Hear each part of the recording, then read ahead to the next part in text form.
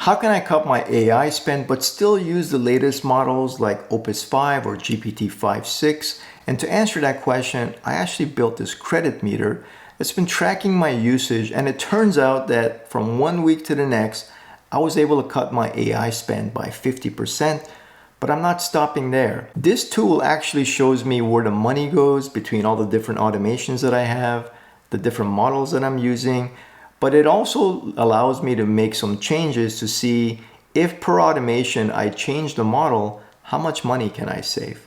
What we're gonna do first is we're gonna talk about how these models are charging you, but then later on we're gonna jump into Copilot Cowork and how that's gonna be billing you there. And then for my members, I have this special video section that talks about how I actually designed this dashboard. The most powerful models are like a Ferrari. And just like you don't drive your Ferrari everywhere, like to the grocery store, you're not gonna need to use the latest and most powerful models for every single thing, like summarizing your inbox. Now, what happens is that as the capabilities of these models climb, like Opus 5 and GPT-5.6 are gonna be on the far right-hand side, so does the bill. But it turns out that Microsoft specifically has a bunch of different tools. We have Copilot Chat that requires no additional license. There's M365 Copilot, that's a flat per user. There's Copilot Studio used to build your agents. But these next three start charging you for your consumption. They're based on credits and tokens. So if you just want to make a PowerPoint, you could ask Copilot Cowork, which is metered, to create that PowerPoint for you, but then you're going to be billed for it because Cowork is based on consumption. Whereas in M365 Copilot, you actually today have access to Opus 5, and there is no additional charge when you have it. The thinking is the most expensive part when it comes to these models. If you just simply put a prompt into Scout or GitHub Copilot CLI, it's going to try to work everything out. You ask it something, and then it's going to reason, it's going to do all the logic, everything that it does, and eventually it gets to this done state. But along the way, all these different things that it did is going to cost you money in terms of tokens. Whereas if you use a tool like Copilot Studio, if you have something that's systemic where you're basically saying, okay, here's step 1, here's step 2, here's step 3, it'll get to that same job from the asking all the way to the execution to the done state, but it won't be bouncing around trying to figure everything out, so it's going to be a lot more cost efficient. So sometimes it makes sense to create an agent using a tool like Studio. When you're designing an agent, you can actually make the orchestrator, the parent agent, the most powerful model like Opus 5. And then the sub-agents, they can actually be more lightweight or versatile. So you can blend the powerful agents with the less powerful agents. Moving into the actual cost mechanisms here. In simple terms, 1 credit equals 1 cent. For OpenAI, we have all these different charges based on the model. And so GPT-5 Mini has these different charges based on these different parameters over here, which we'll cover. And the same is true for Anthropic and so on. Look at how tokens are actually consumed. This is specific for Anthropic. Input is just charged at 1 time the rate, whereas cached read, things that it's seen before and is rereading, are 90% off just at 0.1 times the rate. Cache writes are 1.25, and the output is the most expensive at 5 times the cost. And again, you can grab all that here where you can see between input at 1, cached input at 0.1, 1.25, and 5 for the output. The thing is that even though the cache reading is actually the least expensive, it's at 0.1, you can see that sometimes when you're sending it a ton of information, this was happening in my situation, it can actually be a big part of your spend. So in this scenario here, my cache read was sending about 3.7 billion tokens of data. So even at 90% off, this was attributing to 56% of my cost. This was an easy way for me to cut my spend by just sending what I needed to instead of everything every single time. Now, the idea here to understand is that the models are stateless, meaning that they don't remember anything. Now, you might be thinking to yourself, well, sure, when I talk to ChatGPT, it does remember, Gemini remembers. They do because there's a profile, there's an application component and a database that matches your profile, and so they remember everything that you've done. But the model itself, that GPT model or the Opus model, doesn't remember. So they're stateless. And because of that, every single time you're sending it something, you have to send everything back to it. And that's where the caching comes in. So be very specific in what you send it, because even at 0.1 times, those can add up quickly. Now, from a cost equation perspective, it's very simple the way your costs are calculated. It's essentially your tokens per run, how many tokens you're using, what's the price of that model, and how many runs you're doing per day. It's just that simple.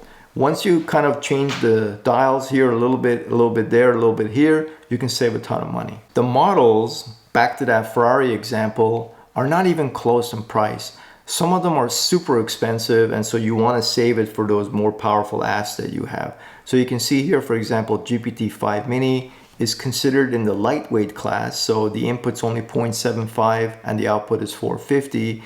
And you can see that the classes change from lightweight to versatile to more powerful, and so does the price.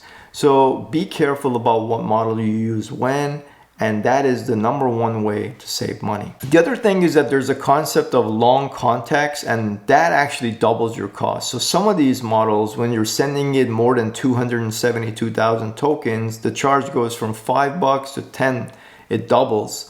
And that's GPT-5.5. And the output also goes from 30 to 45. So the other parameter you can actually change is the effort. So as the effort changes, so does the volume. So for example, Opus 4.8 at medium is maybe using 84 tokens over 38 calls. Whereas if you set that at high, it's using 1,732 tokens. And so you can also tweak the effort level of some of these models. Also frequency. If you have an automation that is running every minute, every 5 minutes, every 10 minutes, it's gonna cost you more because it's happening more. Or you can just kind of dial it down so that it's happening maybe every hour or maybe even once a day. Now for me, one change made a huge difference, and that was that I went from Opus 5 to using Cloud Haiku 4.5, and that basically saved me over $3,000 in 30 days. Just to kind of summarize, there are 6 ways to cut your bill. #1, you can send only what the job needs. So this is specific to that cache analogy that we have. Don't send it a ton of information if it only needs a little bit. Be very specific about the information that you're sending it, because even at 0.1 times the rate for caching, it's going to add up really quickly. The other thing is that you can actually create some automations that check for a certain event before they keep going. You can be very specific and say, look, if there's new stuff, keep going. If there isn't, just stop. And that'll actually save you a lot of tokens. You can also right size the model for the task. So we talked about the Ferrari example. You don't need Opus 5 or GPT-5.6 for everything. The long context threshold we talked about, if you're sending a ton of context over 272, then it's going to start charging you a different rate. And you also want to define the steps with agents sometimes. So if you're more systematic using something like Copilot Studio or workflows, then you don't leave it up to the agent to do all the reasoning. Less tokens used, more cost effective. And finally, you can actually slow down these fast loops. If you have automations happening every 5 or 10 minutes, throttle them back to 30 minutes or an hour or once a day. You can save a ton of money. So these are all the ideas that can save you money. Now let's look at Copilot Cowork specifically. Now Copilot Cowork bills you differently in that it's basically defined as a light prompt is about $1.25, and that's a prompt that uses less resources, gives you a short answer, versus a heavy one that's you doing broad research, deep analysis, looking at many documents, can actually be almost 10 times the price. So depending on what you're asking it, think tokens on the back end, the effort that's involved, it can be less or more expensive. Now where I got these numbers is that there's actually a public estimator tool. And in this tool, you can actually put in your knowledge workers of different types, corporate knowledge workers, customer facing, technical workers, and you can put those numbers in here. And then what these workers are going to be doing, whether they're doing light work, medium, or heavy work. And based on this chart over here, you can see what the costs are going to be in terms of Copilot credits. Turns out that Copilot credits are actually a penny, just like the AI credits are in the GitHub world.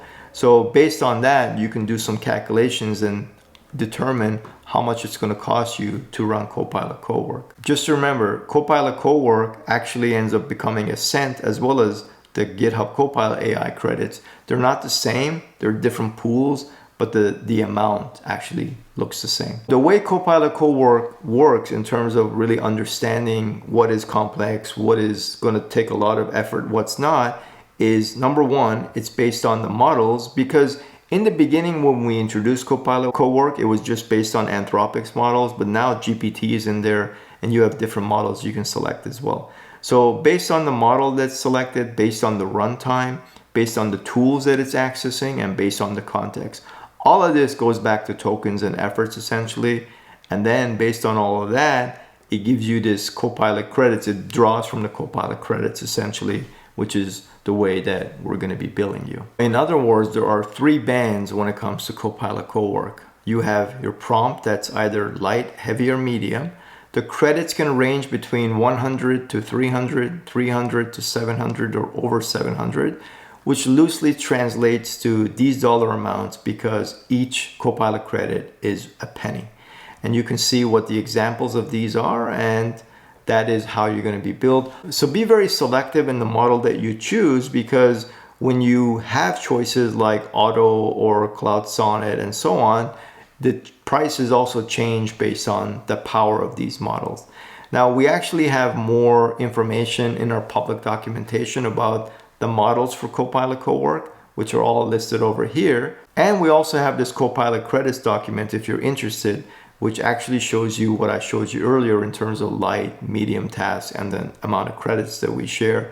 There's a ton more information in here, so you can check it out. It is a public document as well. And finally, just to kind of wrap it up, there are two main ways of kind of paying for your Copilot Cowork. You can either pay as you go, which is going to be a penny for each Copilot credit, but enterprises can actually buy ahead a pool of credits, and then that way you can actually get a discount and get it below a penny a credit. Back to my dashboard, you can see here that I have these different spends in terms of my most recent day, the last 7 days, the average per day, and my projected 30 days is a huge number. Now, what I can actually do here is you can see that this was refreshed about an hour ago, and right now the cost is $53.92. I'm going to go ahead and refresh it right now, and you can see that it jumped from 53 to 65. So just in the last hour, I've been using about $12 of credits, which if I hover over here, you'll see this is where the costs are going in terms of the automations. Now, these two automations, these daily flows, are actually part of my dream team. And then this automation over here is also part of the dream team, which I've been able to optimize so that it doesn't cost as much. I can also go into a weekly view, into a monthly view to get more perspective and look at where the costs are going. So for this daily flow, part of that dream team, a lot of the costs are going here. It's because of the number of runs and the number of calls and the number of tokens that it's consuming.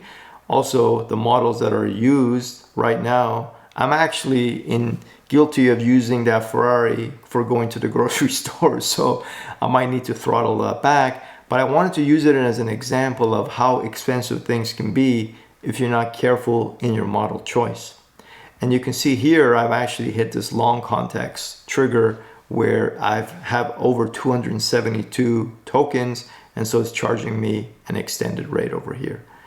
And then finally, by just simply changing these models or the effort level, so here you can see that my automation for daily flow is using Opus 5, and the effort level is set to max and it's set to every hour. Obviously, I can reduce the effort level from max to maybe just medium, and that changes it by about $200 in 30 days. Or I can set it to medium, but also maybe change the model from Opus 5 to something like GPT 5.4. And that changes the model from a powerful model to a versatile model, so it drops it down a notch. and it also changes the cost by $633 a month. And in terms of how often it runs, right now it's running every hour, but what if I ran it every 4 hours? Well, that by itself changes it by $3,272. So the frequency is actually making the biggest difference versus the model and the effort level. I can do this for all of these different ones, and then you can kind of see how much things are going to cost you. And for your next video, I suggest maybe watching the Copilot Cowork video, or for members, check out how this actually works. I hope you enjoyed it. Make sure to give it a like, consider subscribing, and I'll catch you on the next one.